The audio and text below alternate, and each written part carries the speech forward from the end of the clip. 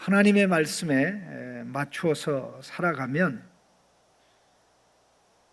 말씀의 보호를 받습니다. 또 말씀의 지혜와 통찰로 인도를 받기 때문에 시대를 앞서가게 됩니다. 우리가 끝을 볼 때 끝을 바르게 보느냐 잘못 보느냐 하는 이것은 굉장히 중요합니다. 벼랑 끝을 좋은 길이 있다고 가게 되면 그 다음 어떻게 되는지 우리는 너무나 잘 압니다. 그러나 아무리 가는 길이 험할지라도 그 끝이 하나님이 준비한 최고의 세계가 있다면 그 길을 가는 사람만큼 지혜로운 사람이 없을 것입니다. 특별히 벌써 몇 번에 걸쳐서 여기 계시록 21장 특별히 그 8절 말씀을 더 드리는 이유가 있습니다. 이 부분이 너무나 중요하기 때문에 그런데요, 21장 8절에 이 말씀을 하고 또 27절에도 이것을 요약해서 말씀을 한 번 더 했습니다. 27절에 무엇이든지 속된 것이나 가증한 일 또는 거짓말하는 자는 결코 그리로 들어가지 못하되 오직 어린 양의 생명책에 기록된 자들만 들어가리라, 이렇게 말씀을 했고요. 그리고 거의 22장 결론 부분에 가서 또 다시 한번 말씀하기를 15절에 개들과, 물론 그 개들과 점술가들과 음행하는 자들과 살인자들과 우상숭배자들과 및 거짓말을 좋아하며 지어내는 자는 다 성 밖에 있으리라 그랬습니다. 그런 가운데 이 세 본문에 반복적으로 등장하는 중요한 문구에 대해서 생각해 봤습니다. 바로 그것은 거짓말입니다. 거짓말. 이 거짓말은 우리가 생활 속에서 하는 일상적인 거짓말보다는 그것도 우리가 하나님의 아들, 딸로서는 해서는 안 될 것입니다. 그러나 그것보다 더 심각한 것은 세상의 말입니다. 하나님의 말씀에 반대되는 사상, 이념, 가치관, 세계관, 이 모든 게 하나님의 말씀에 어긋나는 그러한 그 제도와 법들이 다 거짓말인 것입니다. 우리는 일상적으로 세상에 살면서 이 법에 대해서 우리가 느끼는 것들이 많이 있습니다. 사법 체계에 있어서 우리 삼심제가 있는데 가장 상위의 법원에 해당되는 대법원의 판결이 모든 것을 다 확정합니다. 1심에서 확정이 돼도 2심에서 뒤집힐 수 있고, 또 2심에서 뒤집힌다고 할지라도 3심에 가가지고 다시 1심의 것을 대법원이 그것이 옳다고 할 수도 있습니다. 하위법은 상위법의 통제와 지배를 받습니다. 지방법이 있고요, 그 다음에 자치규약이 있고요, 그 다음에 뭐 대통령령이 있고요, 등등. 그 맨 후에 또 헌법이 있습니다. 헌법이 있는데 이게 헌법대로 되는지 안 되는지 또 판결하는 게 이제 헌법재판소와 같은 역할을 하는데, 심지어는 국회에서 만든 법도 이게 뭐 헌법과 합치하지 않는다라고 하면 국회는 다시 그걸 개정해서 법에 일치되게 해야 돼요. 그러니까 상위법이 있는데 이러한 상위법 중에 최고의 상위법에 해당되는 게 하나님의 말씀입니다. 성도 여러분, 믿으십니까? 국가나 사회가 어떤 제도가 법을 만들 때 최고의 법, 상위법인 최상위법인 하나님의 말씀에 어긋난 법을 만들면 안 됩니다.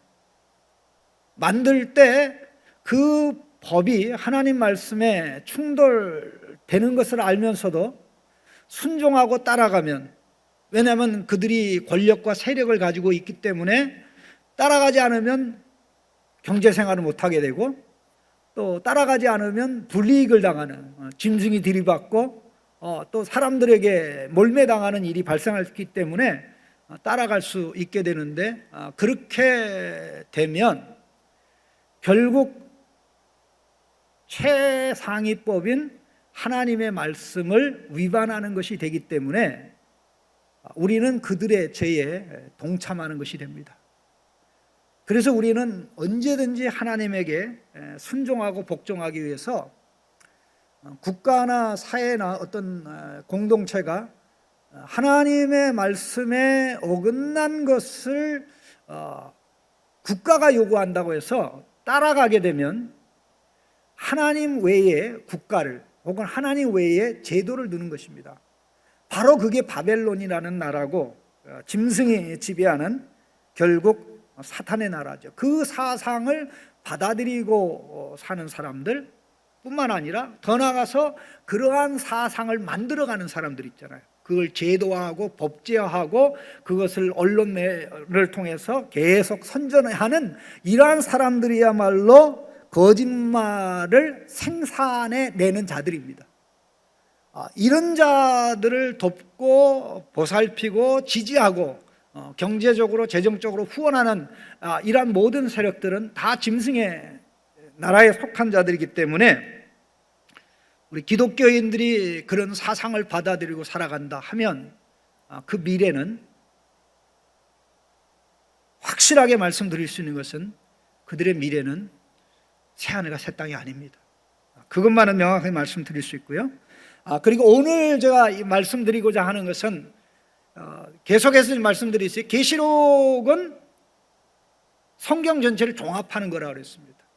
물이 산꼭대기에서 흘러내려가지고 맨 밑에 흐르는 물들은 여러 골짜기에서 흘러내려온 물이 다 합쳐진 겁니다. 그러면 계시록이라는 이 저수지에 담긴 물들은 다 창세기에서부터 이게 흘러 들어온 물인데, 오늘 그 8절 말씀 새하늘과 새 땅을 상속받지 못하는 사람들에 관한 이 기록이 복음서에 나오는 예수님의 가르침하고 또 사도 바울을 통해서 또 다른 일반 사도를 통해서 가르친 말씀을 최종적으로 종합한 것입니다. 이 부분을 이해하는 게 오늘 본문의 목적인데요. 특별히 깊이 생각할, 먼저 마음속 깊이 눈여겨야 될 단어가 하나 있습니다. 그것은 상속받다라는 단어입니다. 상속. 자, 우리가 알고 있는 대로 상속, 이 재산 상속이 있습니다. 재산 상속은 이제 재산 상속법에 따라서 이제 순위가 다 정해지고 그러게 되는데, 일단 부모와 자식의 관계에서는 이 재산 상속은 누구에게 되는 겁니까? 자식에게 상속이 가는 거죠. 부모와 자식의 관계에서 물론 배우자에게도 가고 또 배우자도 없고 자식도 없으면 또 다음 순위로 가게 되지만, 이 상속한다는 개념은 이게 은혜의 개념입니다. 가족 관계이기 때문에 사실 공짜로 주어지는 것이죠. 이 상속에 조건이 있고 자격이 있다면 단 하나밖에 없죠. 그건 뭡니까? 가족이어야 된다는 것이죠. 그런데 이 똑같은 개념이 하나님의 나라를, 하나님 아버지의 나라를 누가 상속받느냐? 새하늘과 새 땅이 하나님 아버지의 나라인데 그 나라를 누가 상속받느냐? 자식이 상속받는 것입니다. 맞습니까? 하나님의 아들, 딸들이 상속받는 거죠. 그런데 하나님께서는 누가 하나님의 아들인지 딸인지 다 아셔요. 디모데후서에 보면 하나님께서는 자기 백성이 누구인지를 아신다고 그랬어요. 그러나 그러게 되면 우리는 너무나 불안해요. 도대체 우리가 어떻게 살아가는 것이 하나님의 자녀의 삶을 살아가는 것인지, 어떻게 살아가는 것이 또 자녀의 삶과는 반대되는 것이 구분하지 않으면 우리가 너무나 많은 어려움에 봉착합니다. 예수 그리스도를 믿는 우리를 새하늘과 새 땅의 상속자로 하나님이 지정하십니다. 그럼 상속자가 됐으니까 바로 상속받는 게 아니죠. 애굽에서 나오자마자 가나안 땅에 들어간 게 아니라 40년의 광야 훈련을 통해서 가나안 땅에 들어가죠.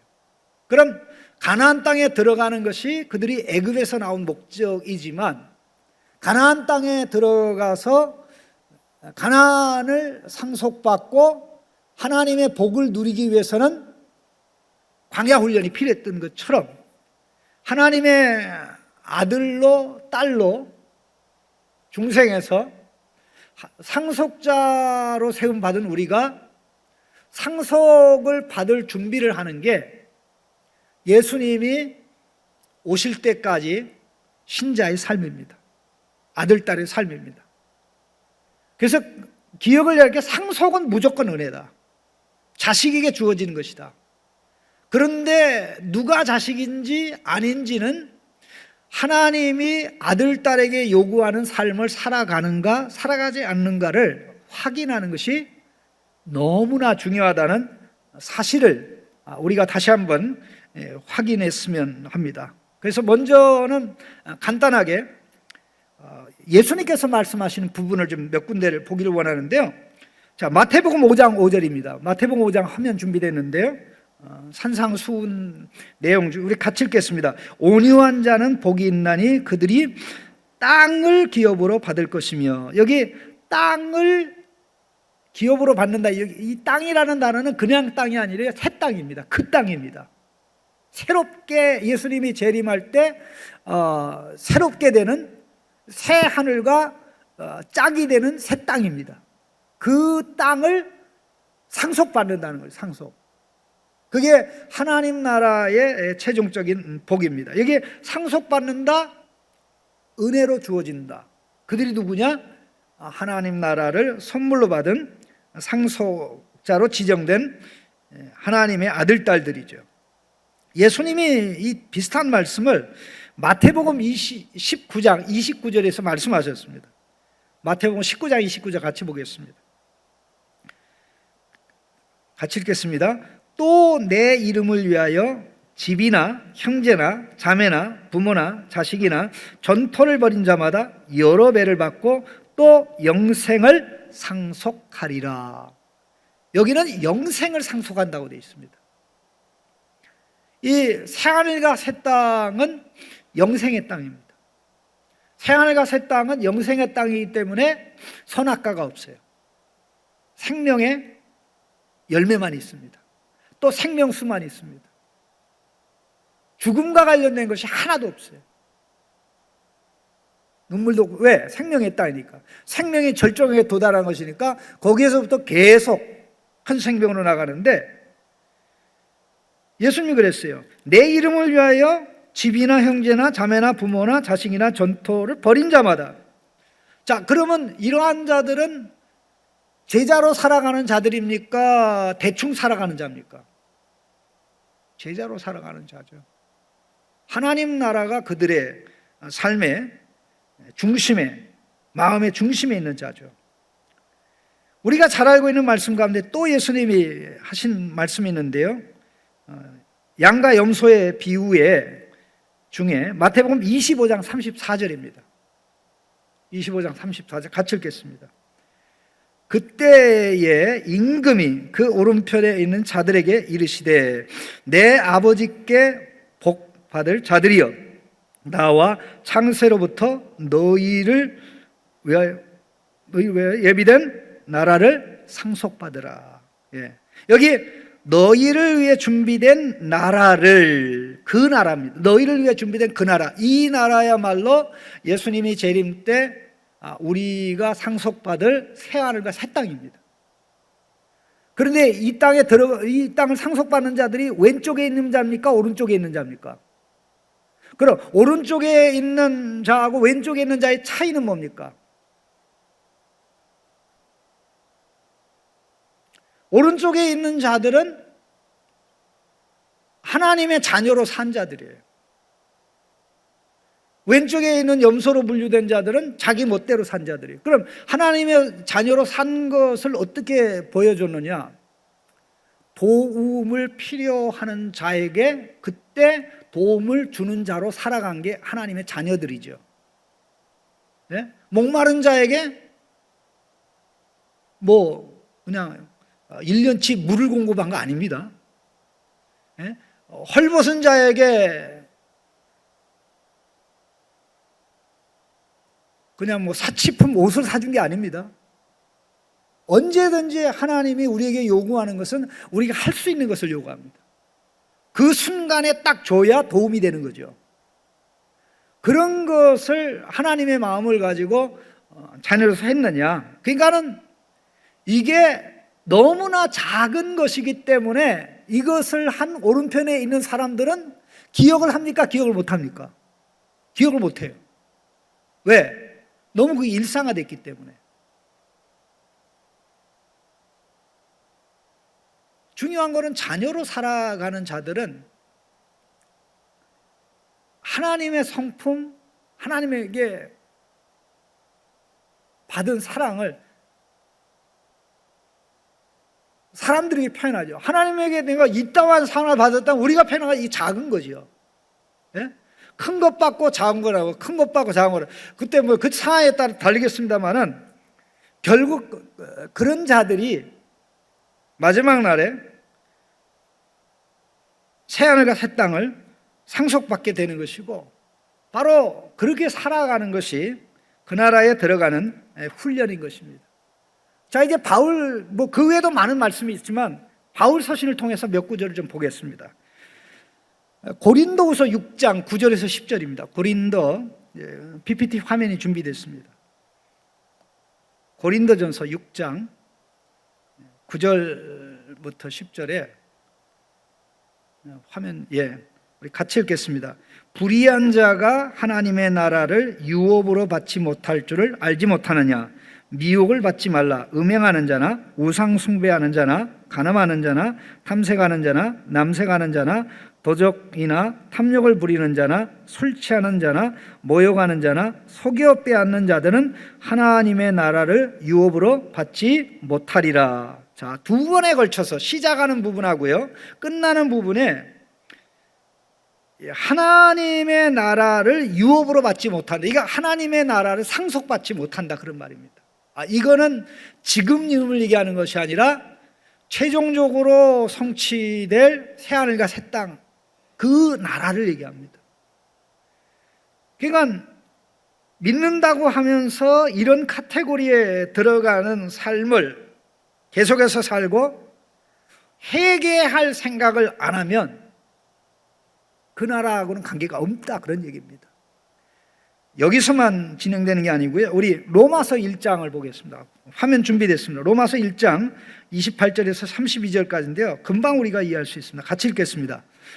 또한 그들이 마음에 하나님 두기를 싫어하며 하나님께서 그들을 그 상실한 마음대로 버려두사 합당하지 못한 일을 하게 하셨으니 곧 모든 불의, 추악, 탐욕, 악의가 가득한 자요, 사기, 시기, 살인, 분쟁, 사기, 악독이 가득한 자요, 수군수군하는 자요, 비방하는 자요, 하나님께서 미워하는 자요, 능욕하는 자요, 교만한 자요, 자랑하는 자요, 악을 도모하는 자요, 부모를 거역하는 자요, 우매한 자요, 배약하는 자요, 무정한 자요, 무자비한 자라. 그들이 이 같은 일을 행하는 자는, 자, 뭐라고 되어 있습니까? 그들이 이 같은 일을 행하는 자는 사형에 해당한다고 하나님께서 정하심을 알고도 자기들만 행할 뿐만 아니라 또한 그런 일을 행하는 자들을 옳다 하느니라. 뭐라고 되어 있습니까? 이게 사형에 해당, 단지 국가법을 얘기하는 게 아닙니다. 예수 믿기 전에는 이런 카테고리에 누구든지 다 포함이 되어 있습니다. 그러나 복음에 들어오면 거룩해 하는 성령님이 우리를 성전 삼아서 예수님을 닮게 하는 거기 때문에 분명히 세상과 구별되게 되어 있고요, 믿지 않는 자와 구별되게 되어 있습니다. 그러니까 계속 세상의 길로 가면서 하나님의 자녀라고 생각할 수 없고 말할 수 없고 착하게 해서는 안 되는 거죠. 자, 갈라디아 5장 19절 21절에도 똑같은 말씀이 나옵니다. 같이 읽겠습니다. 육체의 일은 분명하니 곧 음행과 더러운 것과 호색과 우상숭배와 주술과 원수 맺는 것과 분쟁과 시기와 분냄과 당지는 것과 분열함과 이단과 투기와 술 취함과 방탕함과 또 그와 같은 것들이라 전에 너희에게 경계한 것 같이 경계하노니 이런 일을 하는 자들은 하나님의 나라를 유업으로 받지 못할 것이요. 자, 이런 일을 하는 자들은 하나님의 나라를 유업으로 받습니까? 못 받습니까? 그러면 이 육체의 일들, 이거는 불신자들의 삶입니다. 불신자의 삶을 살아가는 교회 다니는 자들은 하나님 나라하고는 상관없습니다.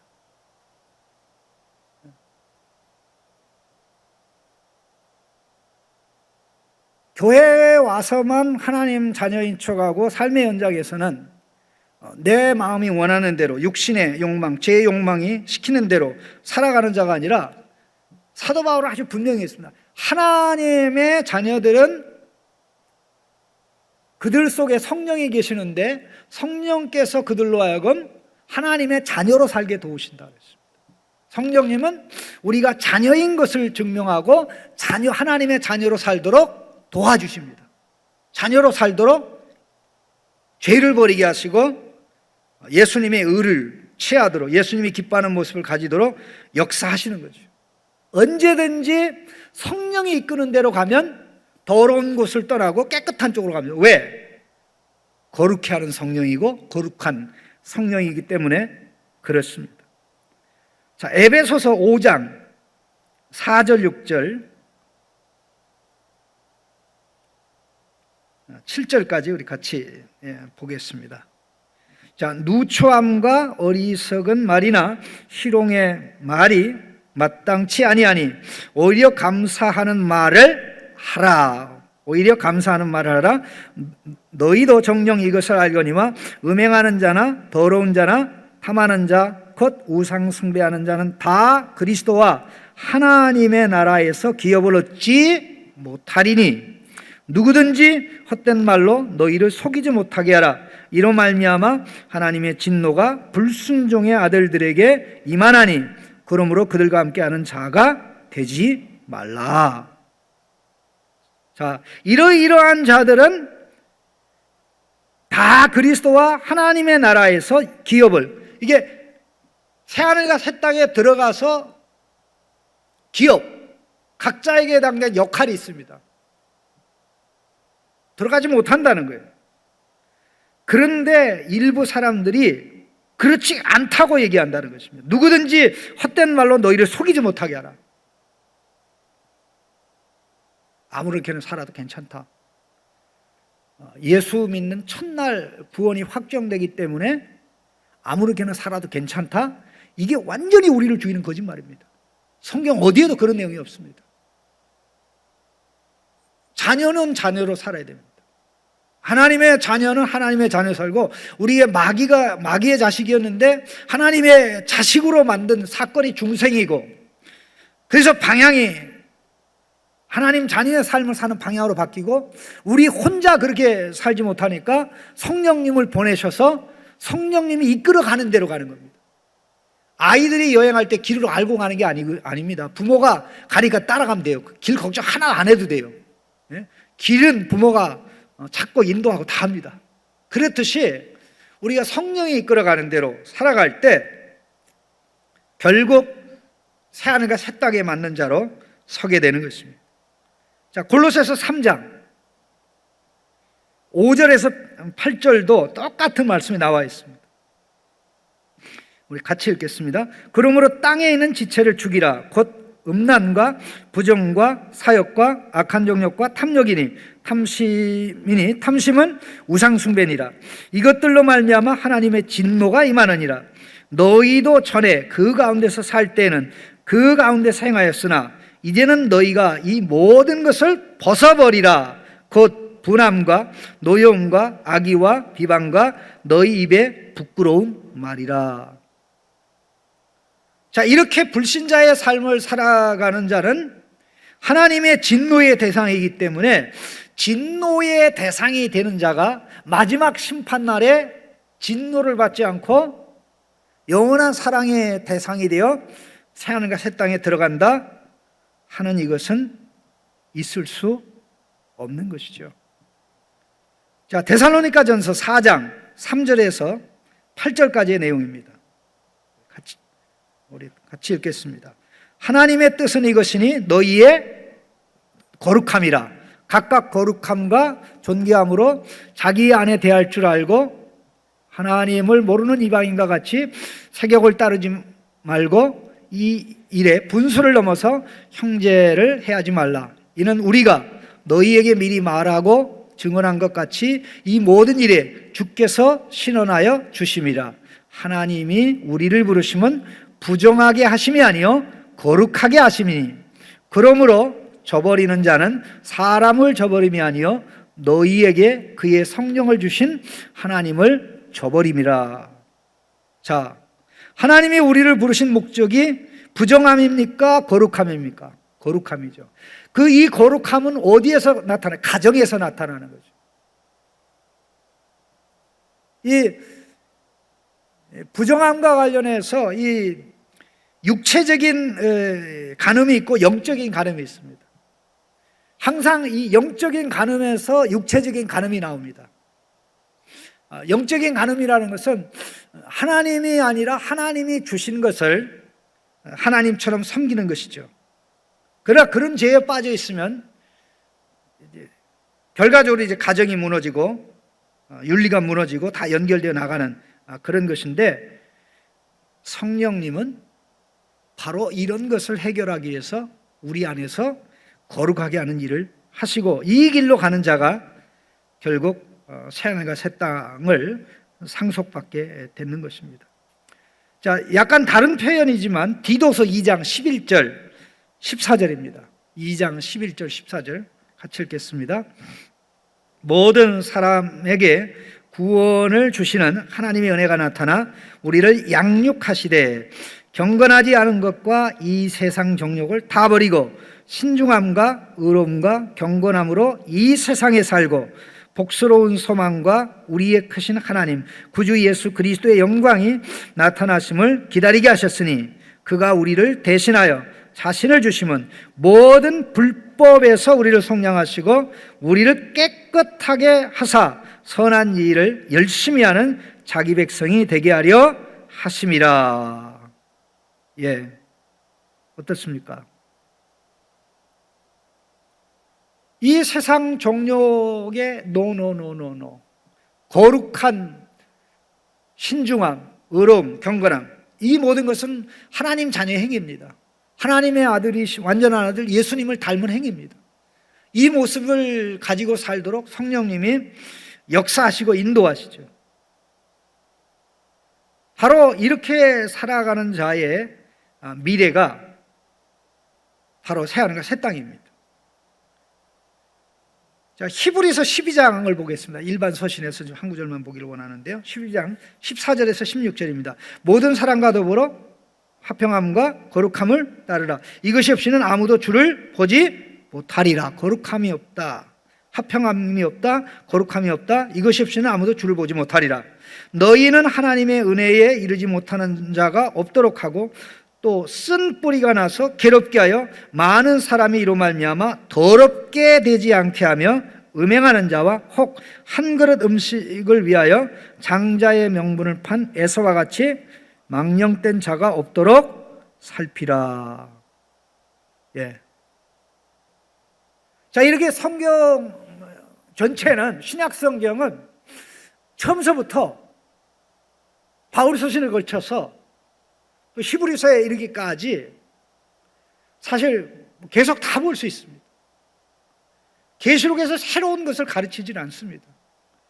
왜 이 바벨론의 멸망을 언급한 다음에 하나님께서 준비한 새하늘과 새 땅이 하늘에서 내려온다고 말씀하고 그것을 본격적으로 소개하기 전에 새하늘과 새 땅을 최고의 기업으로 상속받는 자들에 대해서 얘기하느냐는 겁니다. 우리는 여기에 대해서 너무나 분명하고 명확하게 그림을 가지고 있어야 된다는 거예요. 지금 여기에서 살면서 그 땅에 걸맞는 준비를 하면서 의미 있고 가치 있게 살아야 되는 거죠. 우리가 강남에 살면서 깜짝깜짝 놀라는 것은 이 서울에 있는 학교를 들어가려고요, 이 억척이 엄마들은 벌써 초등학생 그 상급반 될 때부터 한 4학년 그 이상 될 때부터요, 대학 갈 준비 시켜요. 대학 갈 준비. 그렇게 하는데도 좋은 학교 못 가더라고요. 예외적으로 가기도 하지만, 근데 거기에 올인합니다. 올인합니다. 네? 그렇다고 모든 문제가 해결되는 것도 아닌데, 우리가 그런 열정에 작은 부분만 가져도 사실 우리의 신앙이 우리의 삶의 한 부분이 아니라 마치 누룩과 같이 밀가루 반죽 속에 들어간 누룩이, 작은 누룩이 들어갔지만 이 누룩이 밀가루 반죽에 다 퍼지듯이 우리의 하나님 나라를 향한 하나님의 자녀의 삶을 살려는 그 생각과 의식의 중심에 딱 있어가지고 삶의 부분에 다 영향을 줘야 되거든요. 그게 하나님의 자녀의 삶입니다. 그게 새하늘과 새 땅에 들어가는 성도들의 삶인데, 너무나 이 계시록의 말씀이 우리에게 위로가 되고 힘이 되게 하는 것은, 우리가 하나님의 자녀로 살아가다가 실수하면 더럽혀지잖아요. 그런데 눈을 딱 떠보면 예수님이 계셔요. 그래서 보혈의 공로, 예수님의 피에 씻는 거죠. 그리고 거룩함으로 나가죠. 씻고 거룩함으로, 씻고 거룩함으로, 이렇게 이 두 가지 역사를 성령님께서 우리 안에 해주시잖아요. 그 씻는 게 뭡니까? 말씀의 진단과 처방을 받고 회개하는 것이죠. 그리고 내가 이제 깨끗해졌으니 이 깨끗함이 더 심화되게 하십시오. 또 이 깨끗함이 심화되게 하시고 두 번 다시 이 부분에 넘어지지 않도록 도와주십시오. 이렇게 해서 조금 더 거룩하게, 조금 더 거룩하게, 조금 더 거룩하다는 건 다른 게 아니고요, 하나님 자식 닮은 모습이 더 나타나는 겁니다. 행동에, 말에, 삶에, 의식에. 그래서 우리를 보는 자들이 우리 속에서 예수님 보고, 아, 예수 믿는 사람 멋있다. 저 하나님의 아들이 있네. 하나님의 딸이 있네. 나도 예수 믿어야지. 이렇게 되는 것입니다. 우리가 이것저것 다 포기할 수는 있어도 하나만은 포기하면 안 됩니다. 그게 뭡니까? 하나님 자녀의 삶입니다. 믿으십니까? 하나님의 자녀의 삶을 포기할 수 없는 게, 모든 세상의 위대한 것을 다 합친 것보다 더 위대한 새하늘과 새 땅에 상속자로 하나님이 우리를 지정하셨기 때문에, 그것이 분명하고 확실하다면 결코 어떤 상황에서도 하나님의 아들로, 자녀로 사는 것을 포기할 수 없는 것이죠. 어떻게 그걸 포기할 수 있습니까? 어떻게 그걸 포기할 수 있습니까? 다시 한번 우리 이 점을 마음에 확신하면서, 그렇기 때문에, 끝이 이렇기 때문에 우리가 깨끗함으로 나가야죠. 요즘은 좀 많이 변했습니다만 그렇잖아요. 그냥 아무렇게나 살던 그 총각이, 또 아무렇게나 살던 처녀가 이 결혼 대상자가 생기면 그때부터 깨끗한 척 하잖아요. 그리고 또 깨끗하게 정리하잖아요. 왜요? 그 결혼에 대한 얘기가 아니잖아요. 예? 그 좋은 배우자가 나타났는데 어떻게 옛날처럼 살아요? 우리는 바벨론도 거머쥐고 새하늘과 새 땅을 거머쥐는 사람이 아니라 바벨론을 발로 차고 새하늘과 새 땅을 바라보면서 오늘도 내일도 하나님의 아들로 멋지게 살아가는 가장 똑똑하고 지혜로운 우리 성도님인 줄로 믿습니다. 기도하겠습니다.